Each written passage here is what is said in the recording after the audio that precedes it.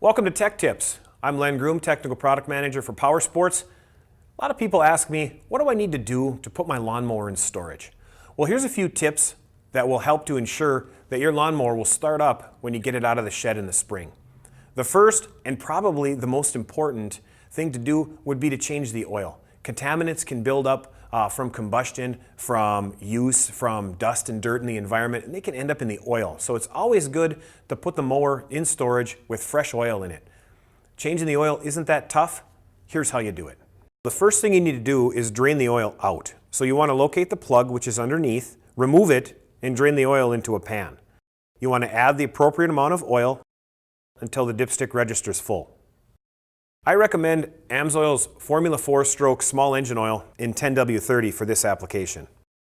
Next, you want to treat the fuel. No matter what type of fuel you're using, you always want to treat it.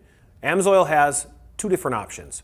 The first one would be AMSOIL's gasoline stabilizer. This one is designed for long-term storage. This will help fight all forms of fuel deterioration, from corrosion to varnish to any type of buildup. This is for long-term. The second option would be AMSOIL's Quickshot.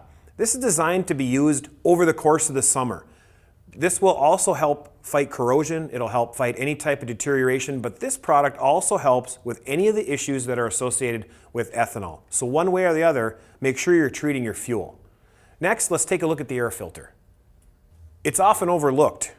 It's usually pretty easy to get to, so you want to take the cover off, inspect it, clean it if you can, but if it's too dirty, replace it. So there you have it, just a few simple things that you can do to ensure that your mower comes out of storage ready to run.